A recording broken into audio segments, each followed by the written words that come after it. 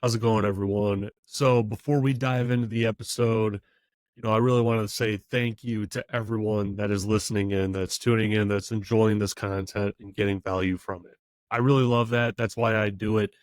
But there's a huge amount of you that are listening that are not subscribed, not following the podcast. And I really want to encourage you to please follow and subscribe to the podcast on whatever platform you are listening or viewing this on. It really helps out the podcast. It helps out the algorithm. It helps more people hear this content that you already find helpful and that they hopefully will as well. So if you go ahead and subscribe or follow the podcast on any platform that you're listening on, and please share it with your friends, that'll be great. All right. Thanks, everyone. Let's get into the episode. How's it going, Richard? It's great to finally get you on the podcast. I know that we've been planning this thing for quite a while, and there's always some hoops that we have to jump through, several times, right? But we're finally here. We're finally able to do this thing. Yeah, pleasure to be here. Thanks very much for having me along. Yeah, absolutely. So, Richard, why don't you tell my audience what made you get started in IT? What made you want to go down that path, and what made you choose security as a specialty? I ask everyone, about their start, right? Because there might be a portion of my audience that are trying to get into IT maybe for the first time, right? Or they're trying to get into security for the first time. And hearing everyone's background, when you hear a similar background, you can say, oh, well, if they did it, maybe I can do it too, right? And that door kind of opens up a little bit for them, saying like, okay, if they did it, I could do it. Let's try. Let's put some effort into this thing, right? So what's your story? Yeah, it's a great question. And it's a long story, but I'll keep it as short as I possibly can. I think like most of the people I meet at my age in this industry, I started off with an unhealthy interest in computers. And what I mean by that is, my teenage years were consumed by them. And I always found it fascinating, how electricity and code could create, the visual feasts that we were seeing. And when I say feasts, I mean, back then we're talking Atari ST games, right? So they weren't quite as feast as they are now. But even still, as a young child, as an early teen, I was fascinated by them. So computers were just always a thing that I was intrigued by. I always knew that I would be involved in this industry somehow.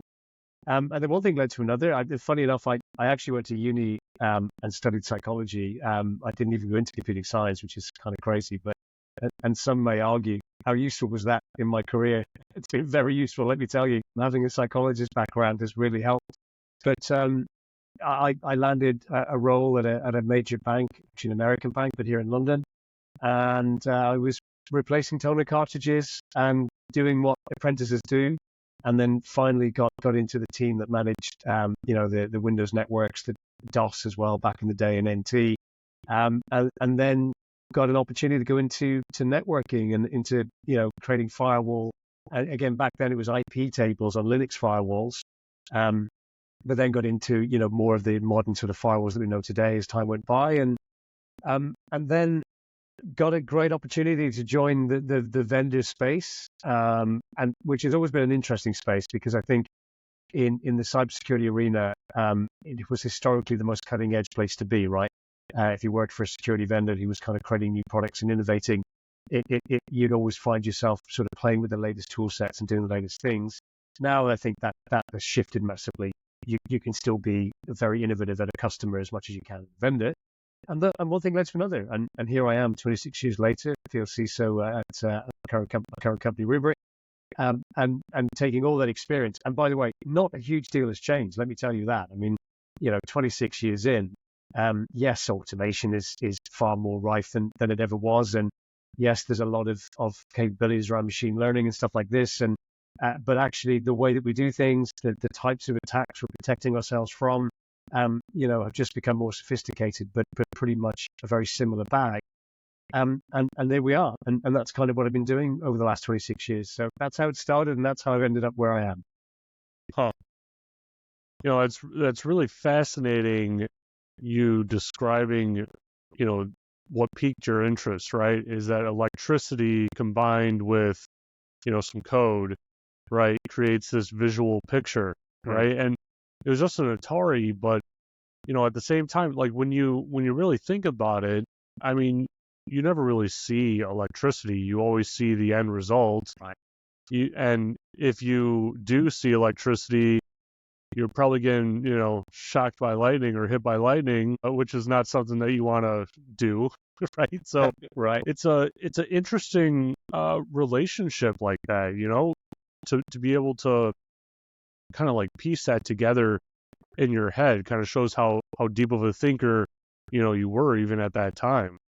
Yeah, it still fascinates me today, although I understand it more. But yeah, how are we going from electrons, through various electronical gates to code to what we're seeing on screen? And I just still am fascinated by it, and I've always been and in the details kind of guy. And that's where it started. That analytical mind kind of got me into this whole arena. So yeah. Hmm. You talked about being an apprentice, and that sounds like a lot of, help desk roles here in America that everyone is used to.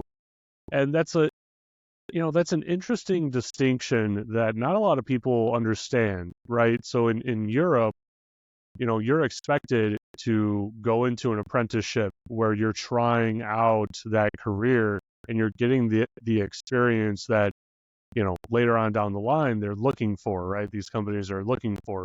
In America, they almost expect you to kind of just create this experience out of nowhere, right? Out of thin air. They expect you to convince, an unwitting hiring manager to give you that first chance, and then like somehow just wind up at their door year one with 5 years of experience. Right.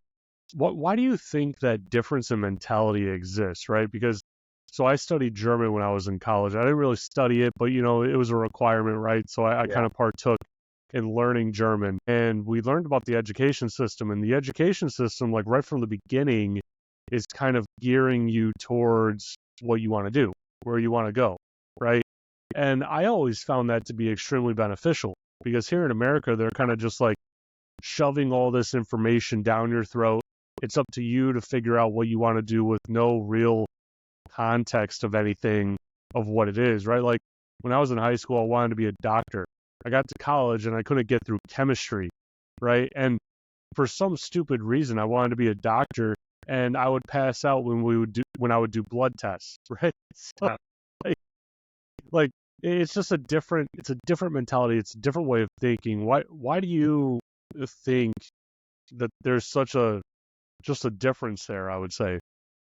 Yeah, it's an interesting question. The nuances in Europe are very different, even country to country, which is, it's given, right? It's for such a small continent. There's still significant differences in culture, from even 50, 100 miles over a border, depending where you live.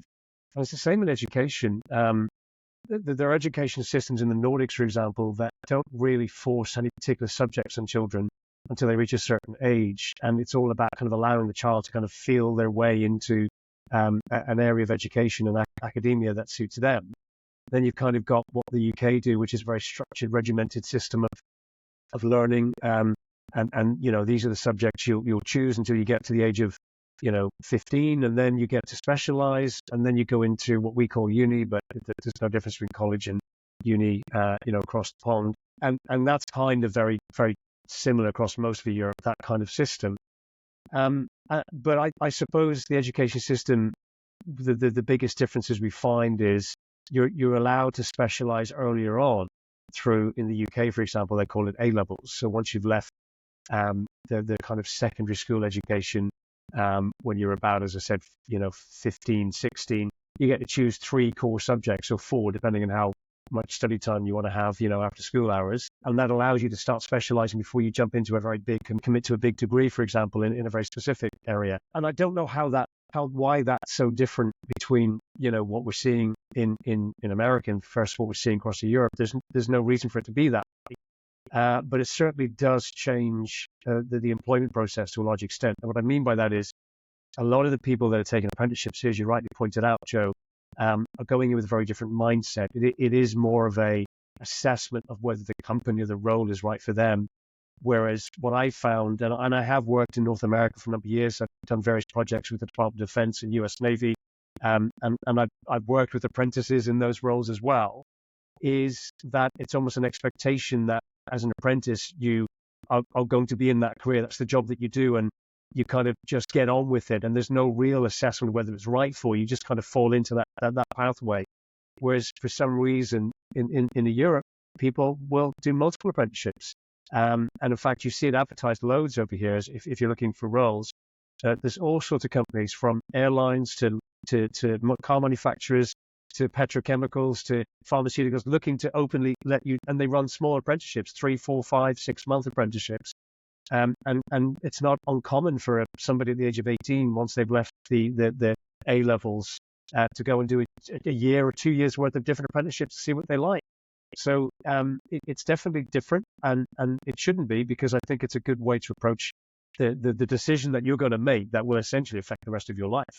Why would you not try multiple things? It seems to me to be an obvious thing to do.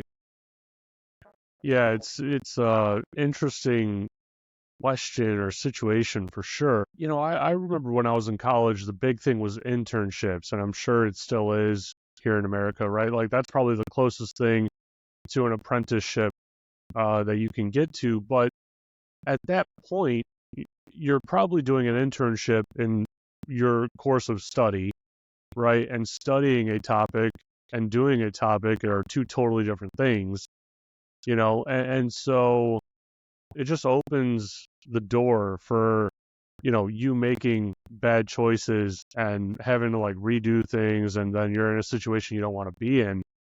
I went the route of not even going the internship route, right? Because I felt like I just wasn't ready to be like completely just used and abused by these employers, like you always hear these horror stories. And sure enough, later on down the line, I have a couple interns on my team, and they're working long hours. Yep. They're working longer hours than what they were expected. They're having legitimate conversations with me saying like, hey, I need to like do this project for my degree. What's more important? Because I don't want to lose this internship, and like that stuff, because it's so much more unstructured in America. I feel like once you reach that point, it's kind of expected. You just figure it out. You make do, right? I guess it's two different ways of looking at it, but it's always interested me, because like I always wonder, well, what would I have gone in if I was born in Europe and I had that structure behind it? Like, would it be IT? I don't know. Yeah, it's an interesting point. And actually, a lot of people I meet tend to have gone through the same process we just talked about. That they had a feeling for 2 or 3 career models that would have suited them, and they went and tried them all. And it's such a commonality here in these markets. It's very rare you find somebody that goes, yes, I knew from 7 years of age I wanted to be in this role. I mean, there are some that are like that, but more often they're not. And I feel at least the European market's better geared for that kind of choice approach to the career ladder than I've seen in other countries. Yeah. Yeah, absolutely. So you mentioned that you're at Rubrik now. Why don't we talk a little bit about what Rubrik is, what you guys do, what do you focus on? Yeah, well, good question.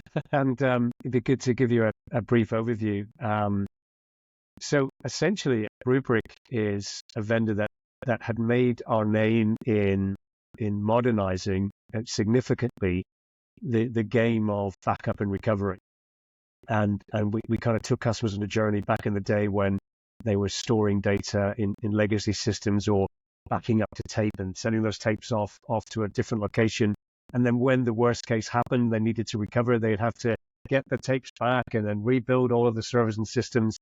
And, it could take months, in many cases to kind of get back to operation should you've lost a physical site or a number of servers had gone bang. And that sort of is where we started. We said, that's broken. We don't want that system. You don't want that system as an industry.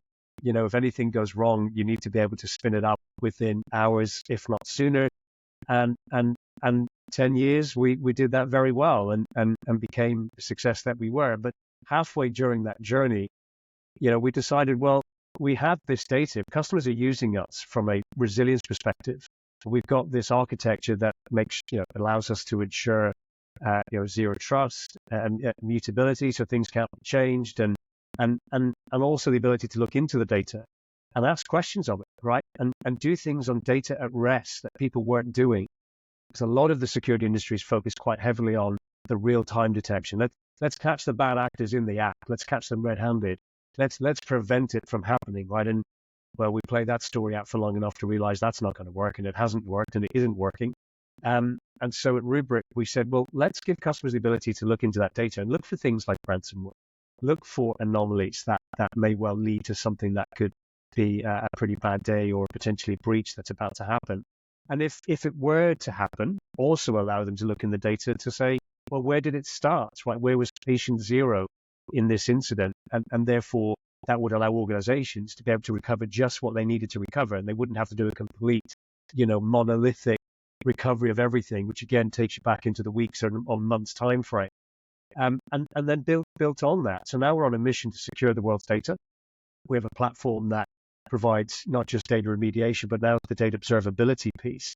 And with the integrations that we have with all of the major security vendors, say all of them, a lot of them, not all of them, of course, we're able to bring a lot more context now into the ecosystem for security teams, which gives them a view of data that they've never really had before. They're looking at the actual data they own, they're looking at data at rest, and they're marrying what they're doing with data in motion with the data that we have, and getting that context much more quickly and understanding the roots of problems much more quickly, and in many cases preventing things becoming a worst case scenario. Yeah, it's fascinating. Disaster recovery, the whole mentality behind it, it's kind of like inherent to security as a whole. I feel like you can't really be a good security professional if you don't understand disaster recovery to some arduous extent even, right? I recall working for a company earlier on in my career, and they had a tape backup system, right? They stored it over at Iron Mountain, Right. here in the Midwest, or they might even be pretty big, nationwide, right? And I stumbled across the fact that we had lost our root signing certificate for our company as a whole. We lost it. Didn't know where it was. We had no clue. We're like, it's on a USB drive over at Iron Mountain. And I said, well, when was the last time you saw it? Saw it, held it in your hand. When was the last time? They said, that was a couple of years ago at Iron Mountain, 2-3 years ago. But, no one's been up there since, and so we assume that it's still there. And so I was like, well, are you willing to risk, the entire company on it? Because if we lose that, we have to rekey everything. And we're going to lose quite a bit of data, right? There's no, there's no, recovering that encrypted data, right? You kind of need this thing. And so they sent me out to Iron Mountain. It's an hour and a half drive or whatever. I walk in there. There's a room just full of these giant metal cases. And they're like, all right, that's everything from your company. And I said, this is literally 100% of everything. And they said, yeah, it is. And it took me 2 hours probably to go through, because I'm just allegedly looking for a USB drive. Open up the box. Is there a USB drive in here? No. Close it. Move on to the next one, right? Couldn't find it. And their whole system kind of changed. And they were like, well, I hope that never happens and that we actually need that thing. Right? Yeah, right. Which is an interesting predicament to be in. One, they relied on a very antiquated piece of technology where even if they had to restore from those tapes, it was going to take an insane amount of time. I literally asked them for the mean time to recovery, right? How much time do we think it'll actually take us to do it, and how much time are we willing to actually, do it, right? To where the business is still alive, still profitable, at, let's say the 12-hour mark or the 14-hour mark, right? Like, it's like, hey, this is the drop dead deadline. We have to be fully up and running with these systems by this time frame. They didn't even have that, and I literally said to them, I was like, guys, we have offices all over the country. Like in every major city, we have an office, right? But we're the headquarters. Everything filters to us. If you take us out, like we're at a huge, huge risk right now. And me even mentioning, why don't we store backups in the cloud was like it was like a light bulb went off in everyone's head. It was like, hey, we're already 98% into Azure. How about we just do some backups in another region? Wow. That was like a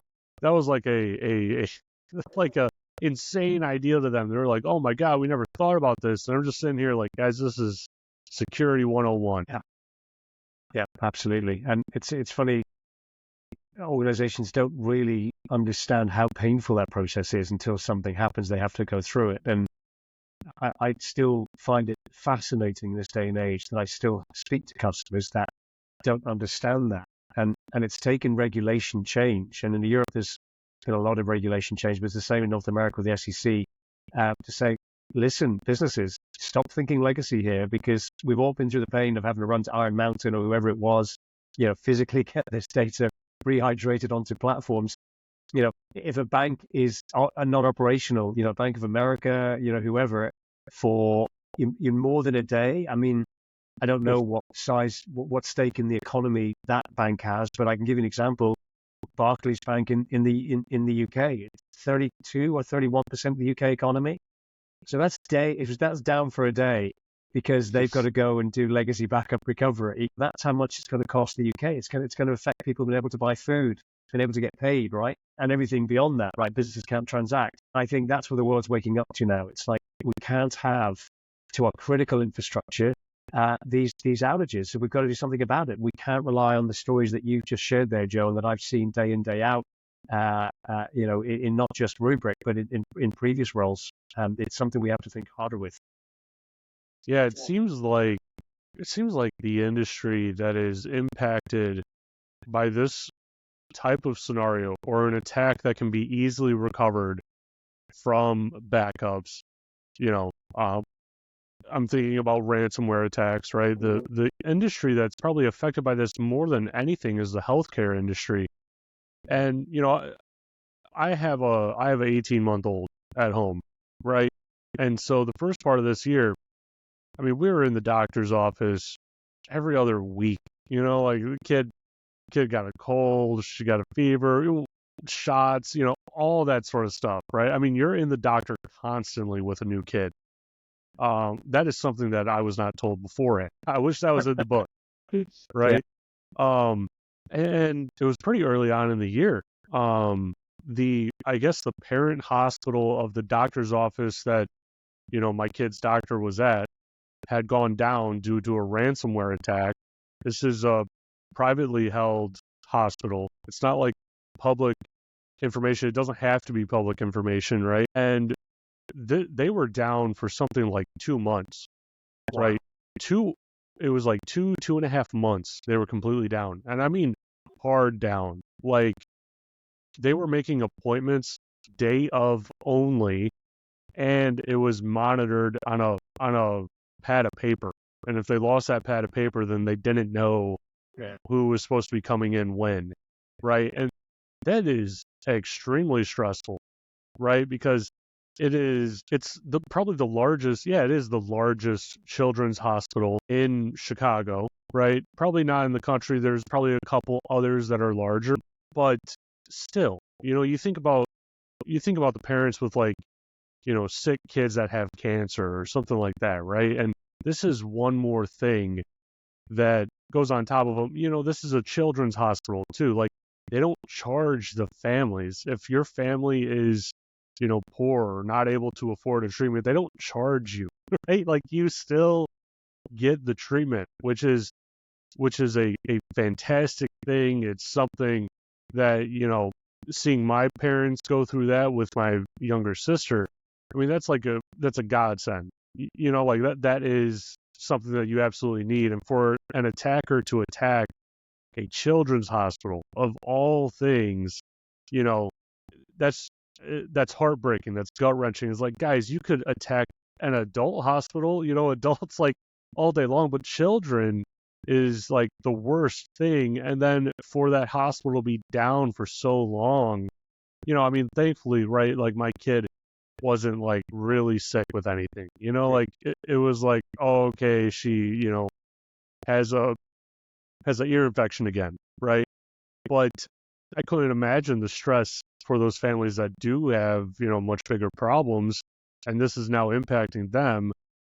Really, I don't want to rag on them too much, right? But due to the hospital's poor backup recovery strategy, they don't have a good method of restoring their network. My goodness, you've touched on a lot of incredible points there. And so I'll wind back a little bit in the conversation. So I think the first thing to note is there is no honor amongst thieves. There's this view in the adversarial space from the external side, right? The good side, if you like, of the force.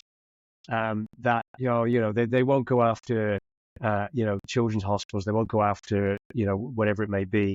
And in COVID showed the world that was never the case. There was absolutely nobody was safe with COVID. They were attacking hospitals across the world at an even more increased rate. They were, running campaigns to dupe people to, clicking on smishing and sharing details they wouldn't normally share because of, thinking they had to respond to a government message or something healthcare related. So COVID proved that there was certainly no honor amongst thieves. And even in the last couple of months, not just in the US, but also here in Europe, we've seen, a large number of attacks on healthcare. And so that raised the question, why? Why are they attacking healthcare so relentlessly? And I think that the biggest fact we all have to sort of realize is healthcare organizations secure more data on average, and certainly far more sensitive data than most organizations. And we did some research here at Rubrik on this because it's an interesting fact that we found that actual average was 20% more than companies globally. So that's an insane amount of data. And if you put that into sort of actual figures, a typical health organization would need to secure about 334 back-end terabytes. So that's, after all the data's at rest and properly compressed and things like this, compared to 273 back-end terabytes for sort of a typical global organization. And so the adversaries know that. They're very wise to where the data is, and data has a value.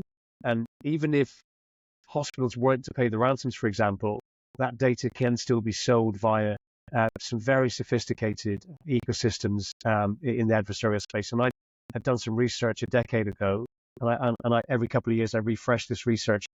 I'm only adding new boxes to my ecosystem for cybercrime underworld. I'm not changing a thing because we're just seeing more capability, more sophistication, how data is mined, and then how those data miners can combine and converge the data to build profiles of users, such as you and I and our children, to be able to go and run campaigns that extort money and potentially other things. So that's the kind of biggest reason that healthcare needs to sort of really think about the problem. And I often find this is a big failure as well in a lot of the conversations I'm having, is very few organizations take the time, Joe, to ask, who am I up against? It's all well and good listening to what Gartner have to tell you and Forrester, and looking at the technology trends in the marketplace. But sometimes those technology trends have absolutely little to do with your need as a business. And just because Gartner says that, vendor A, B, or C, or technology area A, B, or C is the one that you should adopt, it doesn't necessarily mean it's right for you. And I'm not saying that you shouldn't listen to Gartner Forrester. Of course you should. They're a great sort of navigator of what's happening in the tech industry as a whole. But you need to ask yourself, who am I as a business? And who would I be up against? And there's a huge amount of information. There's a wealth of data on the open source channels about this. MITRE ATT&CK Framework is one great example.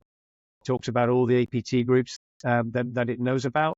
It talks about the techniques, tactics, procedures. It tell you which ones are focused on healthcare, finance. So as a CISO, as a security practitioner, whether you're, the godlike level in your SOC practice or you're just starting out as an apprentice, you should be making sure that tooling that you're employing and what you're doing is fit for purpose. And purpose is, what are you protecting and who are you up against? And then you start to build what I call a threat-informed detection response ecosystem. And the last point, and sorry for waffling on, is let's assume we get that right, and that's a moving target, month by month, quarter by quarter. The next question is, well, we only have to get it wrong once as the defenders in this cyber warfare era that we're in. The tool set that we've relied on so heavily only has to get it wrong once from a security perspective for the data breach to occur or the account compromise to happen. And then let's assume then that results in ransomware being dropped, and healthcare organizations just normally so ill-equipped to deal with ransomware, and I'll expand on what I mean by that in a moment. And so that occurs, right? You see a mass encryption event, or maybe it's a destructive APT group that don't actually want any data; they just want to burn the building down. That's happened a few times in the past. And so what if they just destroy services or just take down applications and tool sets that you rely on to do what you do as a healthcare organization? What's your recovery process? And a big part of that is what Rubrik are doing, which is, of course, let's know what those core mission critical operations and application services are. And let's make sure that you have a capability to get those back online. But it isn't just about the Rubrik piece as well. You raised another excellent point. It's, well, in that window where I have to go and do those things, what's my fallback plan? Are people trained in the paper-based processes? Do doctors, and they should do, are they able to examine without all of these tools that they have, like these technology aspects? Maybe they've got to get hands-on more or go back to, manual, assessments. Have we got processes in place for this? Are everybody aware of those processes? And most importantly, do we test them? It's all well and good saying you've got this and you can do it. But if you're not showing that you can do it and testing that, then you have a new set of problems that will hit you when the breach or the failure does occur. So I'll pause there. But I mean, you raised some excellent points. I just wanted to bring some answers to why they're there, and then the kind of things you need to be thinking about in this industry to mitigate. Yeah. No worries for the long-winded answer. It's a complex topic that has a simple solution that not very many people actually enact, right? Like that simple act of testing, right? Just actually testing it is something that is often missed. And, I go back to my time when I worked for one of the credit bureaus. They didn't have a very good DR process. They didn't really have a good testing process for their disaster recovery. And then they went and bought another company that their DR process was literally, we have 2 data centers. We are going to cut the power on data center A, and whatever is running in data center B, whatever's not running, then we know what to fix. And we're going to do this every 2 weeks until we can't do it anymore, right? And it was for years that they did this. And they completely revamped, the DR process, the DR even test for the entire company globally. This was just a smaller company that a larger credit bureau bought, and everyone else said, oh, that's what we need to be doing. Like, we need to get to that level of capability, right? And that kind of set the bar for my DR testing that I now enforce and talk about and, kind of evangelize, right, at whatever company I'm working for or with, is that kind of standard. You talk about another really good point. A lot of companies, they'll kind of just go to Gartner and get whatever Gartner recommends without the, perspective of their own environment and what they need for their environment. And I think it's important to remember that those companies are paying to be on Gartner. They're paying Gartner to do an assessment. They call it an assessment, but it's a phone call, right? It's a phone call. They get on the call with these companies, and Gartner ranks them. And kind of, I guess I'm a little bit jaded, towards this workflow or this perspective because I've been bitten so many times by this. As the lead engineer, right? You're in charge of a whole product for a company globally, and the product was ranked very highly on Gartner, and you get the product, and the product is probably the worst thing that you've ever touched on this side of technology, right? And it is hard to conceive of how they even sell this product, right? Like it is difficult for me to even piece together how like they convince themselves that they should sell this product, right? That's how poor it is. And you look back at Gartner and it's like, man, how did they get ranked like this? And then you start digging into that process a little bit, and it's like, well, they're paying for it, Now, that being said, right, that's my little spiel on Gartner. That being said, every RFP, every time I go to purchase a product, Gartner is literally a qualifier in my scoring system, right, that I create. Because you want as many different opinions as possible, and Gartner actually gives you a lot of really good information. So if you choose, let's say like the top, I don't know, 5 Google hits that you get for typing in a category, right? And then you go to Gartner. Gartner actually outlines the pros and the cons of that product. And then guess what? A part of your own scoring critique or scoring criteria, you should actually be testing each of those points. So it kind of tells you, hey, these things I should actually be ensuring that I'm focusing on when I'm testing this product for my environment.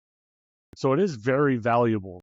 But you also have to understand how those products get onto that scoring card, right? Because there's been amazing products that I have tried that are not on Gartner, and I asked them about it because my company has a requirement of, they have to be on Gartner for us to buy them. And I'll ask them about it, and they're like, well, we don't feel right about paying for them to assess our product. A lot of these other assessors, they just get it for free, and they give us an unvetted, unfiltered opinion on it, and that's kind of what we want to do, right? And I respect that a whole lot. Yeah, I mean, I think the main reason do you remember back in the days there was a saying, you never get fired for buying IBM? And I think Gartner are kind of that safety net to the board.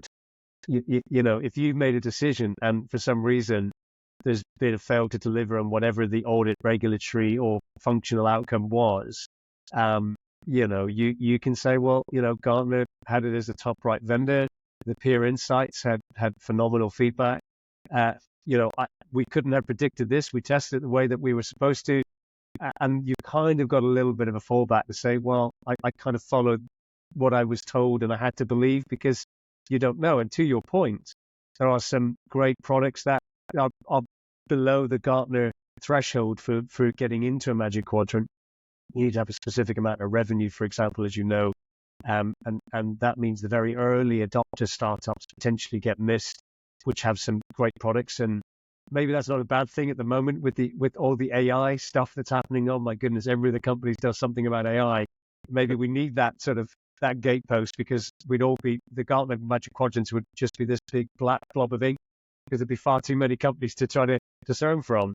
But this is where I kind of go back to that, CISO, security lead mentality. It's don't be afraid to be a thought leader there.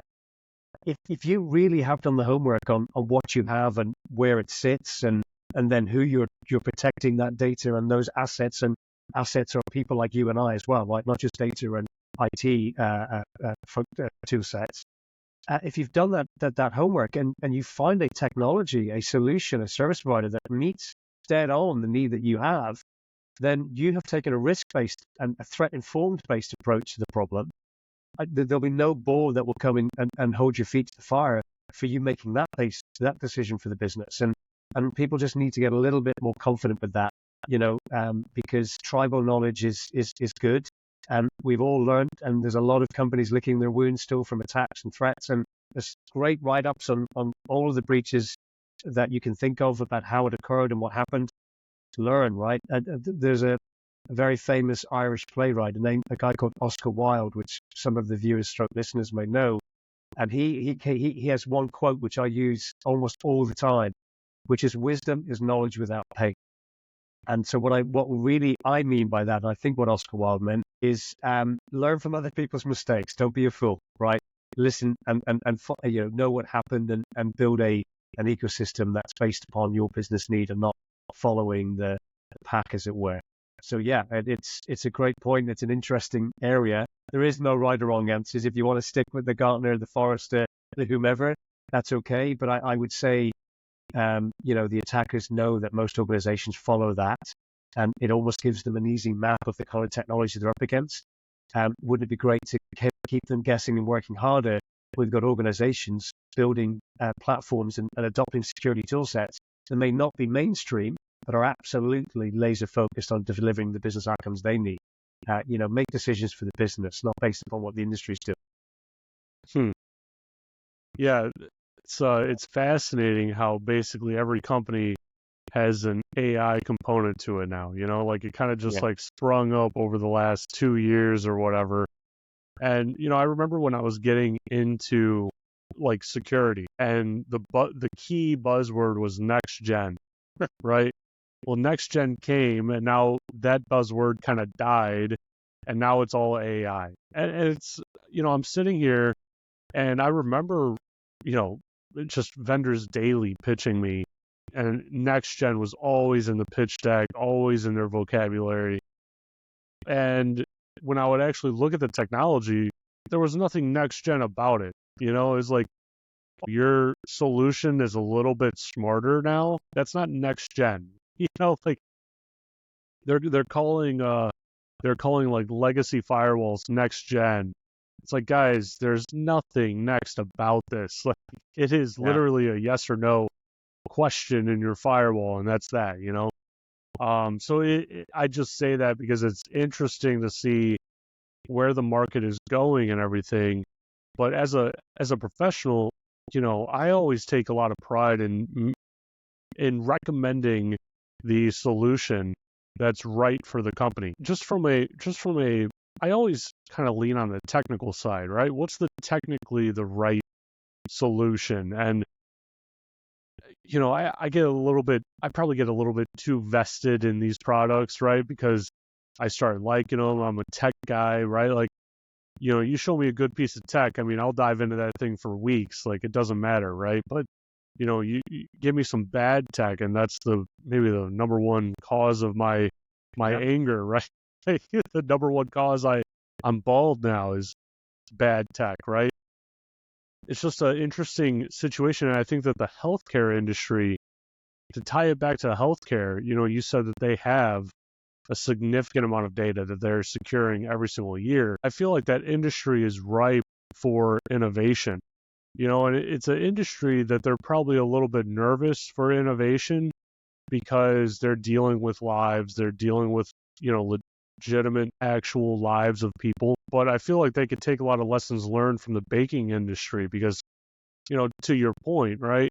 How often does Barclays go down, right? How often do they, go down and lose people's information? How often does Chase go down, right? I mean, I don't know if I've ever heard of a breach at Chase or an outage at Chase. I mean, maybe I just sequester myself from that news, but I've never heard of that, right? And they create millions of transactions every single day. And think about that, with the restrictions in place, you have to secure each and every single one of those transactions. So I think the healthcare industry is ripe for innovation.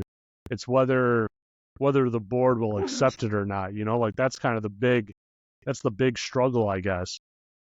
Yeah. A lot of people would probably, the first thought that would cross their mind there would be, yeah, well, finance have infinitely larger budgets and they're able to adopt the latest and greatest and far and wide, whereas healthcare traditionally probably doesn't have the same. I don't know if that's true in all countries. Certainly in the UK, healthcare aren't as well funded as you would want them to be based upon the threat landscape they're facing.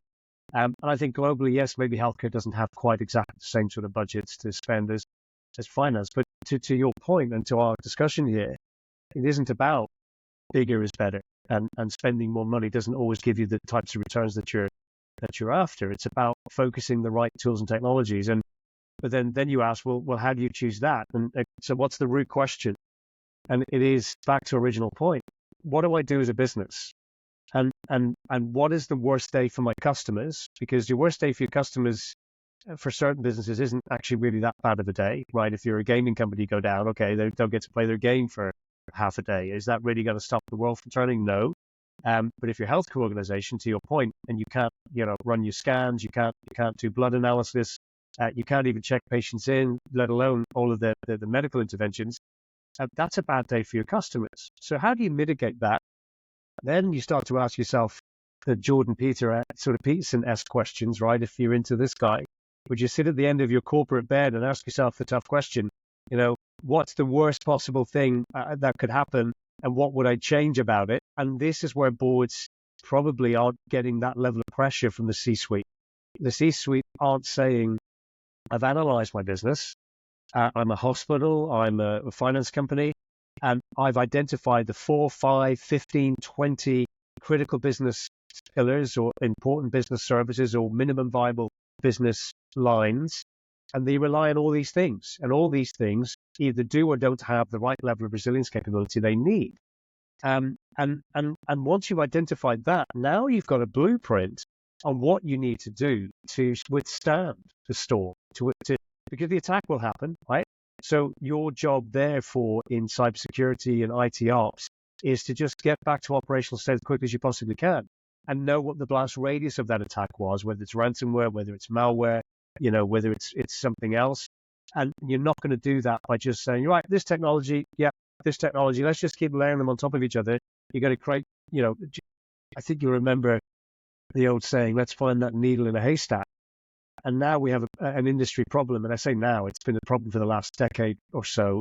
We're now creating stacks of needles. We no longer have haystacks. We've got stacks of needles. And now we've got to figure out which needle we care about the most. And so, that creates new problems. And by layering on technology over technology, you're just going to compound that problem.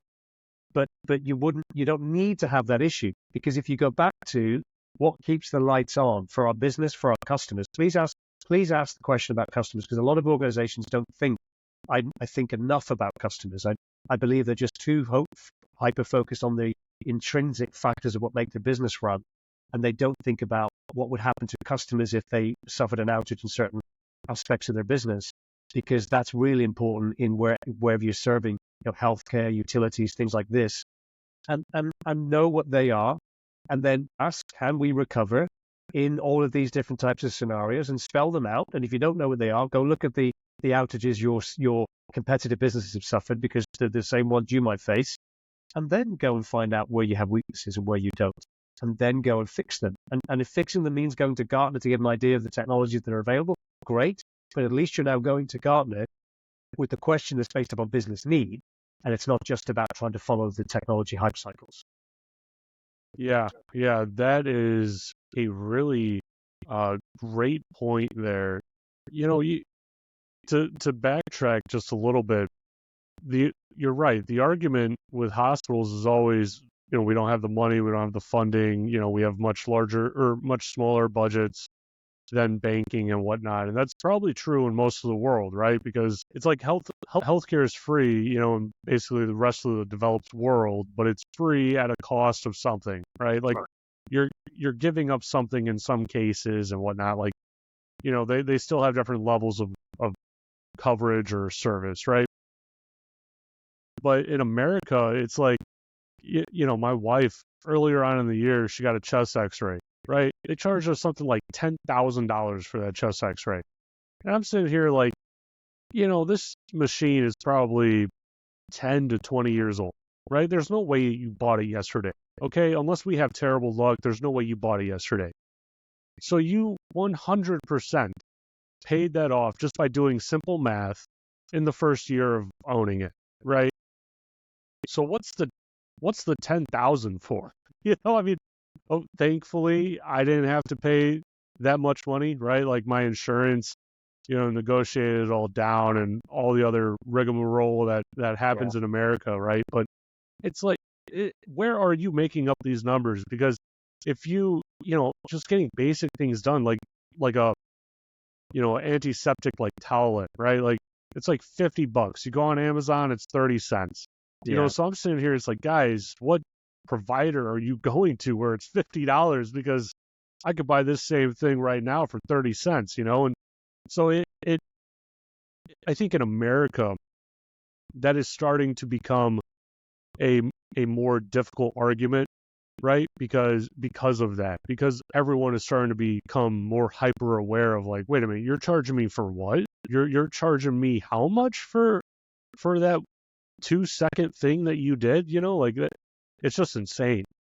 But it's it's an interesting it's an interesting dilemma because they also need to shift their focus to being customer obsessed. Like I always say, I kind of developed my customer obsession when I was earlier on in my career when I was on help desk, right? One of the very first roles out of college, I was on help desk and I was in charge of all of the federal and the military clients that we had. And these clients were probably the most underappreciated customers at this small company, which is very interesting because to me, I mean, they're the most important, right? Like I'll bend over backwards.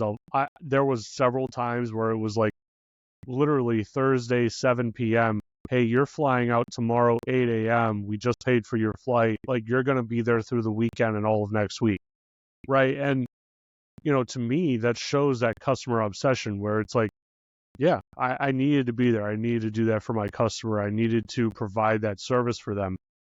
And maybe in the hospitals, maybe in management in hospitals, it's difficult to keep that picturesque view of your customer because, even now, I'm not on help desk. I haven't been in help desk for, 10 years or whatever it is. But even now, I keep in mind who my customer is. And as an internal security person, my customer is my fellow employees. It's the rest of the organization. And then you take a step farther out, right? And that's the customers that we're actually serving as a business. And so I'm keeping everything in the context of that to provide the highest level of service I can to those customers, right? And that could be internal people or it could be external. Yeah, and that's all I would ask of businesses. What are we doing? Who are we serving? Okay, and how critical is that? So go on that journey of how do you get a customer back to a place where you can serve them, if that's what you do. If you don't serve customers and you're another operation, then it's a different question. But ask, and healthcare is a great example, right? I need customers' personal data. If that gets leaked, that's devastating. Your entire medical history in the hands of somebody in a nation state that that causes psychological stress, that causes mental health issues to some people. And so let's not let that happen. Let's do everything we can to mitigate that risk and then look at how we're doing it, how we're not doing it. And then internally, what if I can't let patients come and check in at the front desk? What if I can't run these machines? What do they rely on? What's the most important services first, right? Neonate ITU needs to be always operational. Okay, are we testing that we can do that? There's not an easy answer. I think healthcare is probably the hardest answers and a lot of questions to ask. But if we don't start somewhere on these questions, what does our worst day look like for us, for our customers? What are the critical services we have to deliver, we should deliver? Now let's make sure we have the right tooling around it to protect it and monitor what's going on. So we find the bad things as soon as they happen, or preferably as they're about to happen. And more importantly, if it does all go horribly wrong, and let's assume it will, because that's just good practice these days, how quickly can we get them operational again? And what does that look like? And what do we have to invest in to do that? That's just the smart way to approach it these days. Yeah. Yeah. And, I feel like it's always useful to put it in the context for, that patient, that consumer of that service that gave up their data, right? Because a lot of times, like my wife, for instance, right? She'll say, well, what does it matter if my credit score gets breached? What are they going to get, right? They're not going to get anything with it. That was her initial opinion of it when I first met her. Thankfully, it changed since then. Small wins, right? But, I posed actually this question to a former CIA officer that is responsible for taking down AQCon's chemical weapons program. I said, why would an enemy nation want the medical records of everyone in America? Right? Like, what are they going to do with that? They're going to see, like, what, we're fat, we have heart issues, like, it's not rocket science right now, right? And he said, well, what if someone wanted to create a biological weapon where once they deploy, you have to remember the wind will take it anywhere in the world, Exactly. right? So they need to deploy it in a way that it only impacts people in this region and not them, right? They don't care about maybe this other country that it'll, blow to first, right? But they don't want it to take out them. Surely they wouldn't want it to take out them. So they have to craft these pathogens in a way that is specialized to their target or specific to their target. And once he put it into context like that, I was like, this is a much bigger deal than expected, right? Like, that's something that, unless you're like living in that world, you're not going to think that way, because people typically always think on the positive side, or they try to at least, But I felt like it was important, to share that context, right? Because that's one way to think about this problem and begin adjusting and building your security program with that mentality of, hey, this information is actually very valuable. It's not just valuable because of privacy issues. It's valuable because lives can be impacted. Yeah, I mean, True is saying your data is valuable to somebody in some way. And no more true is that to the adversaries. And you've given one example, and we could talk about hundreds more that are just equally as harrowing. Don't assume for a moment that, why would anybody attack me or look for my data? It has value to somebody somewhere for all sorts of nefarious reasons. Yeah, absolutely. Well, Richard, it's been a real pleasure having you on, having this conversation. It was a fantastic conversation. I'd love to have you on anytime you want to come back. Oh, I'd love to. I think I feel like we've just hit the tip of the iceberg in some of these subjects, and we could go deeper on ransomware and what's going on out there. I would love to come back and go deeper on some of these subjects, because you've raised some really valid points and very topical in the current climate. Yeah, I feel like we almost need to discuss over some drinks or something. Oh, 100%. Anytime, anywhere, my friend. Yeah, absolutely. Well, Richard, before I let you go, how about you tell my audience where they could find you if they wanted to connect with you, and where they could find Rubrik, and potentially even the report that came out regarding the healthcare industry. Yeah, absolutely. Well, let's start there. The Rubrik Zero Labs report on healthcare has a lot of eye-opening and eye-watering statistics on what healthcare are up against, and the effects of things that may occur to them, such as ransomware. There's a whole load of pitfalls they haven't even considered that you'll see in that report. And so you'll find that at our website, so www.rubrik.com, and front and center there, if you look at the Rubrik Zero Labs link, you'll get to all the reports that I talked about and more. There's some really good reports as well from last year. Myself, you'll find me on all the usual media channels, LinkedIn and others. So, look for me, Richard Cassidy, and I'd love to connect with like-minded people. I'm all about sharing knowledge. The more we can share about what we know, the more we can manage the impact that we're all facing day to day in our jobs. Awesome. Well, thanks, everyone. I hope you enjoyed this episode.